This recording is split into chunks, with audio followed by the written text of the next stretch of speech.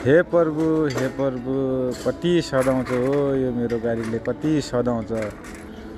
खालि बिग्रिँदा तनाव भएर हैरान भइसक्यो, हैरान भइसक्यो। काठमाडौँ जान लागेको मान्छे ल अब बाटैमा बिग्रेर कसो तनाव भयो हजुर। गाह्रो छ गाडी लाइनलाई।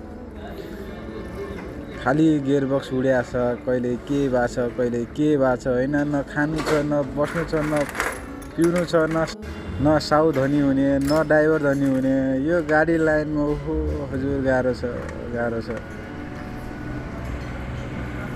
हेर यहाँ हालत, गियरबक्सको हालत कसो छ नि, सब फाँक, गियरबक्स फाँक। तनाव छ हजुर, तनाव छ। बाले पढ भन्दै पढिएन। अहिले यहाँ हेर्नुहोस् पुरै बिजोग छ यहाँ हाम्रो। यो गियरबक्स तान्द्रा मान्दाहरू खतम छन्।